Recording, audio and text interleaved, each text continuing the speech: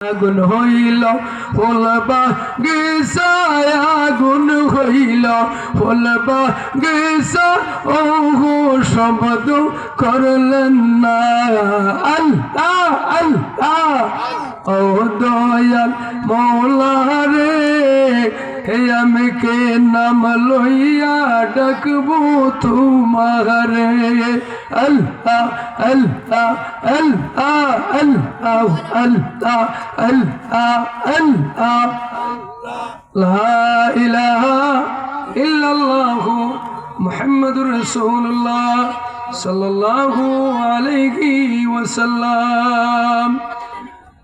উপস্থিত দুফাটিলা গাউসিয়া সুন্নিয়া আজিজুন্নেসা মডেল হাফিজিয়া মাদ্রাসা পরিচালনা কমিটির উদ্যোগে ও এলাকাবাসী মুর্দাগানের রুহের মাগফিরাত কামনায় আজ 5 ফেব্রুয়ারি রোজ বুধবার মাদ্রাসা সংলগ্ন ময়দানে সুন্নি মহা সম্মেলনের সম্মানিত মোহতারাম সভাপতি মণ্ডলী, উদ্বোধক, প্রধান অতিথি, প্রধান বক্তা, বিশেষ আকর্ষণ, আমন্ত্রিত মেহমানবৃন্দ, দাওয়াতি ইন্তজামিয়া কমিটির সকল সদস্যবৃন্দ, উলামায়ে কেরামগণ, এলাকার মুরব্বিয়ানে এজাম, পর্দানিশির মা বোনেরা, আসসালামু আলাইকুম ওয়া রাহমাতুল্লাহি ওয়া বারাকাতুহু। মহান রব্বে করিমের দরবারে অসংখ্য অগণিত শুকুর আদায় করছি যে বেহেশতের বাগান, নবীর ঘর মাদ্রাসা ময়দানে, এই জান্নাতের বাগানে আল্লাহ আসার, বসার, শরীক হওয়ার, কথা বলার সুযোগ দিয়েছেন। পড়ি আলহামদুলিল্লাহ, অসংখ্য শুকুর।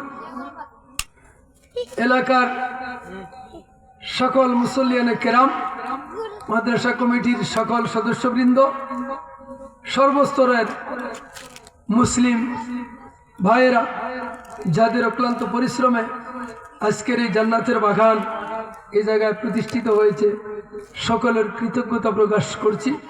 মহান রব্বে পাকের আলিশান দরবারে আল্লাহ পাক যেন আপনাদের এই সুন্দর বেহেশতের বাগান সাজানো এবং আয়োজনকে যেন আল্লাহ কবুল করে। সবাই পড়ে আমিন। আমি রাজনগর থেকে এসেছি আপনাদের আরজে। আমি অনুরোধ করব সবাই দোকানে রাস্তাঘাটে ঘোরাফেরা না করে বেহেশতের বাগানে কিছু মুহূর্ত বেহেশতি জিন্দেগি হাসিল করার জন্য আপনারা এই জায়গায় আপনারা তশরিফ আনেন। সবাই পড়ি আমিন।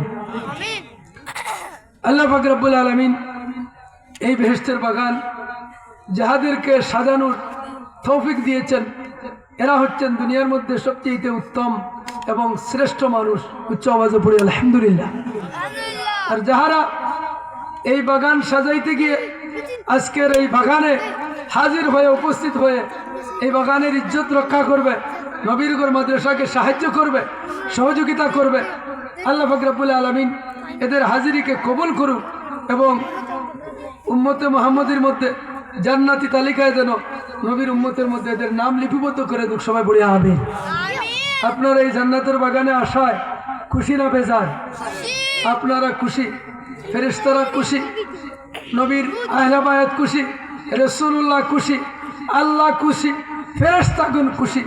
অসংখ্য অগণিত ফেরেশতা এই জায়গায় আল্লাহ নাজিল করছেন মানুষের মুক্তির জন্য, আল্লাহর কাছে ইস্তেগফার পাঠ করার জন্য এবং রহমত বর্ষণ করার জন্য। উচ্চ আওয়াজে মহব্বতে পড়ি আলহামদুলিল্লাহ। আমরা ভাগ্যবান, এই জায়গায় যদি ইন্তেকাল হয়, জান্নাতে ইন্তেকাল হইল, পড়ি আলহামদুলিল্লাহ। তো আপনারা খুশি, আপনাদের জীবন অত্যন্ত সফল এবং শ্রেষ্ঠ। নবীজি বলেন সাহাবীদেরকে, ও আমার সাহাবীরা, দুনিয়ার থেকে বেহেশতের বাগানে প্রবেশ না করিয়া আর জান্নাতি ফল না খাইয়া তোমরা কবরে যাইও না। চেষ্টা করবা বেহেশতি হওয়ার, বেহেশতের মধ্যে প্রবেশ করে আর বেহেশতি ফল খেয়ে তোমরা পরকালমুখী হবে। সাহাবায়ে কেরামগণ চিন্তা করলেন রাসূল পাকের সমস্ত কথাগুলো ওহী। সুবহানাল্লাহ পড়ি। মা ইয়ানতিকু আনিল হাওয়া ইন হুয়া ইল্লা ওয়াহয়ুন ইউহা। সুবহানাল্লাহ। আল্লাহর পক্ষ থেকে যতক্ষণ পর্যন্ত কোনো নির্দেশ আসবে না ততক্ষণ পর্যন্ত নবীজি তার ব্যক্তিগত কোনো কিছু বলেন না। আল্লাহর পক্ষ থেকে যেগুলো বলার হুকুম হয় তিনি তার জবান দিয়ে আল্লাহর কথা আল্লাহর কালাম বের হয়। উচ্চ আওয়াজে পড়ি সুবহানাল্লাহ। এই জন্য এই ওহীগুলো দুই ভাগ। ওহীগুলো কয় ভাগ? দুই ভাগ। এক নম্বর ভাগ হইল, প্রথম ভাগ হচ্ছে ওহী মাতলুব, যেটা সরাসরি আল্লাহ পাকের কালাম। আল্লাহ বলেন এই কালামটা বাহির হয় রাসূল পাকের জবান দিয়া। সুবহানাল্লাহ পড়ুন। এটা হইল ওহী মাতলুব। যেহেতু মাদ্রাসা, এখানে ইলমি ওয়াজ হতে হবে না গান চলতো, ইলমি ওয়াজ। আলহামদুলিল্লাহ পড়ুন। ওহী মাতলুব এটা কালামুল্লাহ, আল্লাহ পাকের কালাম, আল্লাহ পাকের কথা। এই কথাটারে ফিকহুল আকবরের মধ্যে ইমামে আজম বলছেন যে আল্লাহর কথা, আল্লাহর কালামকে এটাকে সৃষ্টি মখলুক এটা বলা যাবে না। আল্লাহ যেহেতু স্রষ্টা, তার কালাম এটাও হচ্ছে স্রষ্টার কথা, স্রষ্টার বাণী। এটা তো সৃষ্টি না, এটা মহান। পড়ি আলহামদুলিল্লাহ। তবে এটা আল্লাহর কালাম, এতটুকু বিশ্বাস করতে হবে। এটা হচ্ছে ওহী মাতলুব। দ্বিতীয় নম্বর হচ্ছে ওহী গায়রে মাতলুব, যেটা নবীজি চান আল্লাহ এটার প্রতি সম্মতি জ্ঞাপন করেন। বলুন সুবহানাল্লাহ। এটা হচ্ছে হাদিস। এটা হচ্ছে এই ওহী দুই প্রকার। ওহী কয় প্রকার? মাদ্রাসার ছাত্ররা গভীর মনোযোগ। ওহী কয় প্রকার? দুই প্রকার। এটা একটা ক্লাস, স্পেশাল ক্লাস। এই ওহী হচ্ছে দুই প্রকার, একটা হচ্ছে মাতলুব আর একটা হচ্ছে গায়রে মাতলুব। আমি যেই সূরা তিলাওয়াত করেছি সূরা আসর, এইটা হচ্ছে ওহী মাতলুব। এটা সরাসরি আল্লাহ পাকের কালাম। দুনিয়ার কোনো মানুষের বানানো কোনো কথা নাই, কোনো বাক্য নাই, কোনো শব্দ নাই। স্বয়ং আল্লাহ পাকের জবান দিয়ে যেই কালাম বের হয়েছে সেটা পড়ি সুবহানাল্লাহ। আর এখন যেটা বলছি এটা হচ্ছে ওহী গায়রে মাতলুব, হাদিস। নবীজি বলেন তোমরা জান্নাতের বাগানে প্রবেশ কইরো আর জান্নাতি ফল ভক্ষণ করে তোমরা আল্লাহর ওলি হয়ে কবরে যাইও। সাহাবায়ে কেরামগণ চিন্তায় পড়ে গেলেন। ইয়া রাসূলুল্লাহ, প্রশ্ন করলেন দুনিয়া বেহেশতের বাগান কোন জায়গায়, আমরা জানতে চাই, এটার সন্ধান দেন। আল্লাহর নবীজি বলেন হ্যাঁ এটা সত্য, সন্ধান দিব। আর কি প্রশ্ন? বলেন নবী গো, জান্নাতের ফল এটা তো বেহেশতে পাওয়া যায়, দুনিয়ায় থাকা অবস্থায় জান্নাতের ফল কোন জায়গায় পাবো? আমার নবীজি বলেন বেহেশতের বাগান হইল এই যে দুফাটিলার এই মাদ্রাসার ইন্তজামিয়া কমিটির এবং এলাকার সর্বস্তরের মুসলমান মিলিয়া আল্লাহ এবং রাসূলুল্লাহর প্রতি, তারা আলা ভাইয়াতের প্রতি ভালোবাসা নিয়া যে একটা জিকিরের মজলিস সাজাইলো, একটা মজলিসের আয়োজন করলো, যেখানে কোরআন এবং সুন্নাহর আওয়াজ, আলোচনা, বর্ণনা হবে। সেই মজলিসে ভিতরে, বাহিরে না, মজলিসের ভিতরে গিয়া যেই ব্যক্তি প্রবেশ করলো এটা দুনিয়ায় থাকা অবস্থায় জান্নাতের ভিতরে প্রবেশ করলো। সুবহানাল্লাহ বলুন। আর ফল হইল আমার উম্মতের জবান থেকে যেই কোরআন হাদিসের যে আলোচনা বের হবে সেটাকে সে গ্রহণ করে আমল করে এই দুনিয়া থেকে বিদায় হওয়া, মানে এটা তার বেহেশতি ফল ভক্ষণ করার সমান। সুবহানাল্লাহ। এই জন্য এটা হচ্ছে জান্নাতের বাগান, বেহেশতের বাগান। এই বাগানে চলে আসুন। এই বাগানে না আসার কারণে আজকে যদি ফজরের আগে যদি ইন্তেকাল হয়, আল্লাহ পাক যদি বলেন এরে করিমুল্লাহ, এরে দুফাটিলার আব্দুল্লাহ, দুফাটিলার মৌলভী সাহেব, এই জান্নাতের বাগান এই জায়গায় সাজানো হয়েছিল, তুমি জান্নাতের বাগানে হাজির না হইয়া, উপস্থিত না হইয়া রাস্তাঘাটে ঘুরাইছো, দোকানপাটে গিয়ে আড্ডা দিছো, ঘরে ঘুমাইছো, আজকে ইন্তেকাল হয়েছে, তুমি কি নিয়ে পরকালমুখী হয়েছ, জবাব দেওয়ার আছে না? তিনি যদি বেহেশতের বাগানে শরীক হয় কিছু মুহূর্তের জন্য, তাহলে তো তার হয়তো জীবনের সমস্ত গুনাহগুলো এখান থেকে মাফ করে সে আল্লাহর ওলি হয়ে যেতে পারে। সুবহানাল্লাহ। ওলি হইতে, ওলি আল্লাহ হইতে 5 মিনিট সময় লাগে। কয় মিনিট লাগে? আপনারা আজকে ওলি হইতে চাইনি, 5 মিনিট। কয় মিনিট লাগে? 5 মিনিট। আমরা তো ওলি আল্লাহরে খুব তাজিম করি, সম্মান করি, তিনি ওলি।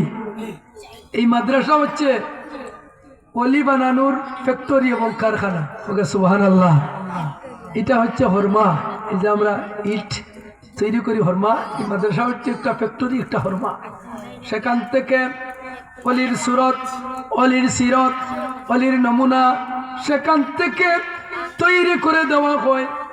আর এই জায়গা বেলায়েতের মার্কাজ, বেলায়েতের মূল, সেখান থেকে একজন ব্যক্তি ওলি হয়ে যেতে পারে। বলুন সুবহানাল্লাহ।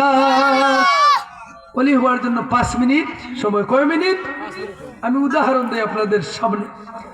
ধরেন এই দুফাটিলা, এটা তো নিশ্চয়ই হিন্দুদের নামে নাম হয়েছে, এরকম না? ইতিহাস টানলে দেখা যাবে যে দুফাটিলা এটা হিন্দু ধর্মাবলম্বীদের যে কোনো একজনের নামে এই নামটা হয়েছে।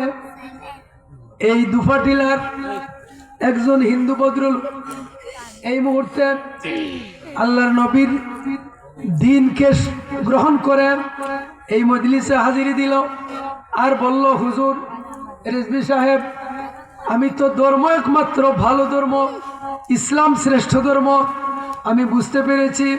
আমাকে আপনি এই মুহূর্তে তওবা করিয়ে কলমা পড়ে আমাকে মুসলমান বানিয়ে দিন। হোক সুবহানাল্লাহ। এই ব্যক্তিটা এখানে আসলো, আমি বললাম গোসল করো, পবিত্র হও।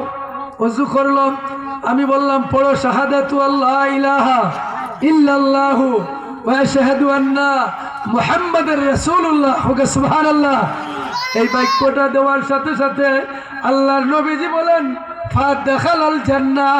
ওই ব্যক্তিটা এই কলমা একবার উচ্চারণ করার সাথে সাথে, বিশ্বাস করার সাথে সাথে ওই ব্যক্তিটা জান্নাতি হয়ে গেল। সুবহানাল্লাহ। হিসাব ছাড়া আর হিসাব নাই। এখন হয়েছে এই মুহূর্তে ফাদাখালাল জান্নাহ।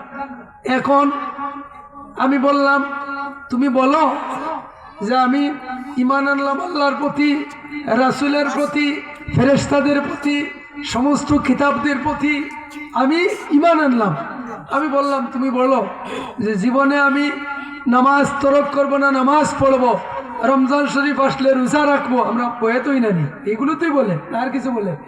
রমজান শরীফ আসলে রোজা রাখবো, যদি সম্পদ হয়তো যাকাত দিব, হজ করব, আমি গুনাহ করব না, চুরি করব না, ডাকাতি করব না, অন্যের মাল আমি ছিনতাই করব না, এগুলো বলি না।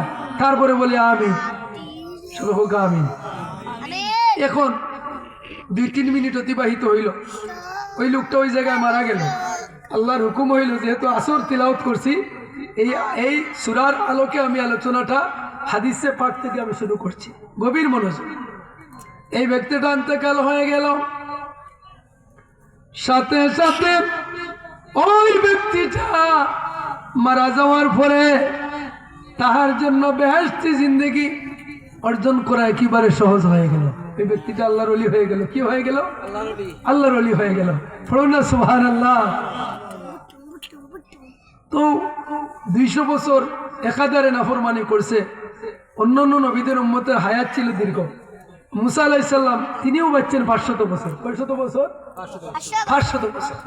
তার উম্মত তো 300-400 বছর বাঁচবে, ঠিকই না? 200 বছর আল্লাহর নাফরমানি করছে একাধারে। ওই ব্যক্তিটা পণ্ডিত ছিল, এক সময় বুঝতে পারলো যে আমি যে 200 বছর আল্লাহর নাফরমানি করলাম, হঠাৎ তো একদিন মরতে হবে। এই 200 বছর পাপ কাজ করলাম, কি নিয়ে কবরে যাব? এই তাওরাত এইভাবে খুলছে, আল্লাহকে খুশি করা যায় কিভাবে, আল্লাহকে সন্তুষ্টি করা যায়। তাওরাত পড়ছে, পড়তে পড়তে পড়তে পড়তে এক সময় গিয়ে দেখে যে আল্লাহর সৃষ্টি জগতে এমন শ্রেষ্ঠ একজন রাসূল, যেই রাসূলকে আল্লাহ সমস্ত সৃষ্টি জগতের মধ্যে যত কিছু আছে এর মধ্যে সবচাইতে শ্রেষ্ঠত্ব দান করেছেন, এবং তিনি সৃষ্টি আউয়ালে আর তার আগমন হবে সব নবী এবং রাসূলের শেষে। পড়ো সুবহানাল্লাহ। তার নাম হবে মুহাম্মদ। পড়ো না সুবহানাল্লাহ। তার নাম হবে আসমানে আহমদ, আর জমিনে হবে তার নাম মুহাম্মদ। তিনি সমস্ত আম্বিয়াগণের সর্দার হবে। পড়ো সুবহানাল্লাহ। তিনি বললেন এই নাম যদি এই নামের সময় যুগে যদি আমি মুসা নবীর যুগে না আইসা আল্লাহ আমার ওই যুগে পাঠাইতো, তাহলে হয়তো আমার জীবনের সমস্ত গুনাহ মাফ হয়ে যেত, আর আমি তার উম্মতের মধ্যে এই শ্রেষ্ঠত্ব আমি অর্জন করে ফেলতাম। এই ধারণা নিছে, কাম সাইরা লাইছে, আল্লাহ পাক তাকে ক্ষমা করে দিছে। সুবহানাল্লাহ বলুন না। মুহূর্তে ওলি হইয়া গেছে, ইন্তেকাল হয়েছে, এলাকার লোক জানে না। দিনের বেলায় যখন পাবলিসিটি হয়েছে, প্রচার হয়েছে, ওই লোকটাকে ওয়াহাব বিন মুনাওয়া বর্ণনা করেন, ওই লোকটাকে টানা হেঁচড়া কইরা গোসল ছাড়া কিছুই ছাড়া ওই ব্যক্তিটারে টানা হেঁচড়া কইরা আর মুসা আলাইহিস সালামের এই কওমের লোকেরা একটা ময়লা আবর্জনা ডাস্টবিনের মধ্যে ফেলে দিয়েছে। এখানে দুর্গন্ধ ময়লার মধ্যে ফেলে দিয়েছে। এখন পাক্কা কয়েকদিন হয়ে গেছে, আনুমানিক সপ্তাহখানিক বয়ের বেশি। মুসা আলাইহিস সালাম আল্লাহর সাথে যখন কথা বলার জন্য গেছেন, আল্লাহ মুসাকে ওহী করলেন, রে মুসা কলিমুল্লাহ, তোমার এলাকার মধ্যে আমার একজন বন্ধু, আমার একজন ওলি, তোমার কওমের লোকেরা তার ইন্তেকালের পরে তাকে ময়লা আবর্জনা ডাস্টবিনের মধ্যে ফেলে দিয়েছে। যাও, তাড়াতাড়ি যাও রে মুসা, ওই ব্যক্তিকে তুমি ডাস্টবিন থেকে তুলে গোসল দিয়ে আতর গোলাপ মাখাইয়া আর দাফনের ব্যবস্থা করে তাকে কবরস্থ করে আসো। সুবহানাল্লাহ। মুসা আলাইহিস সালাম এলাকায় আসিয়া যখন তার কওমের লোকদেরকে জিজ্ঞাসা করেন যে এলাকায় কে মারা গেছে, বলে একজন পাপিষ্ঠ 200 বছর নাফরমানি করছে, কিচ্ছুই করছে না, আল্লাহর কোনো শুকরিয়া আদায় করছে না, জুলুমগার ছিল, এ মরছে, আমরা আপনারা না জানাইয়া আর ডাস্টবিনের মধ্যে তেরে ফেলাই দিছি। মুসা আলাইহিস সালাম চিন্তার মধ্যে পড়লেন যে এত বাজে লোক, আমি যদি তাদেরকে বলি যে সে ওলি আল্লাহ, এ তো অমনেও নবী রাসূলের প্রতি যে পরিমাণ সদমা, আমার কওমের লোক হলে আমার মারিয়া একবারে শেষ করে লিবা। মুসা আলাইহিস সালামের এই চিন্তা অন্তরে নিয়ে, আল্লাহর ভয় তাকে অন্তরে নিয়ে আর তার কওমের লোকদেরকে বললেন, এরা আমার কওমের লোকেরা, ওই ব্যক্তির কোন জায়গায় ময়লার মধ্যে ফেলে দিয়েছ আমাকে একটু দেখাও। তারা দেখাইলো। মুসা নবী পয়গম্বর আলাইহিস সালাম যখন তার হাতের মধ্যে একটা টান দিলেন, শরীরে টাচ করলেন, দেখা যায় টাটকা শরীর, যেইভাবে জীবিত মানুষের বডি যেইভাবে সতেজ এবং তাজা, হুবহু এইভাবে একটা তাজা বডি ময়লার মধ্যে পড়ে আছে। পড়ো সুবহানাল্লাহ। শ্বাস নিলেন, দুর্গন্ধ হয় কিনা, দেখা যায় মেশকের সুঘ্রাণ বাইর হয়। সুবহানাল্লাহ বলুন না। আল্লাহু আকবার কাবীরা। তিনি ভাবলেন যে হ্যাঁ, এখানে কোনো রহস্য আছে। এই লোকজনদেরকে বললেন একটু সহযোগিতা করো। তারা বললো আমরা করব না। বলে একটু করো না। 2-4 জন ধরলো, এবার আনলেন, গোসল দিলেন, আতর গোলাপ মাখাইলেন এবং তার লোকদেরকে বললেন, রে আমার উম্মতেরা, দেখো দেখো, ঠিক আছে 200 বছর নাফরমানি করছে, এই দেখো তার মধ্যে ছায়া যেই বুজুর্গি দেখা যায়, যেই কারামত দেখা যায়, তারাও দেখলো, দেখে আশ্চর্য হয়ে গেল যে আসলে তো এটা কি। দীর্ঘদিন হয়ে গেল, মানুষ মরার 24 ঘন্টার ভিতরে তার লাশ থেকে দুর্গন্ধ বাইর হয়, এরকম নয়। 2 দিন 3 দিন গেলে তো আর শেষ। এলাকাত কোনো মানুষ দাঁড়িয়ে দিয়ে এটা স্পর্শ করার জন্য যাইতো নাই। এই দৃশ্যটা দেখে তারা আশ্চর্য হয়ে গেলেন। মুসা নবী এই ব্যক্তির জানাজা পড়াইলেন।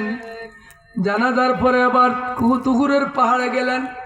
তুহুর পর্বতে গিয়ে ডাক দিলেন, আল্লাহ মাবুদ গো, তোমার কুদরতে রেখি লীলা, এটা বোঝা বিষম দায়। আল্লাহ, এই ব্যক্তিটা 200 বছর তোমার নাফরমানি কইরা, মানুষের নাফরমানি কইরা, এই গুন্ডা ব্যক্তি, এই সন্ত্রাস ব্যক্তি, ডাকাত কিভাবে আল্লাহর ওলি হয় এটা জানতে চাই।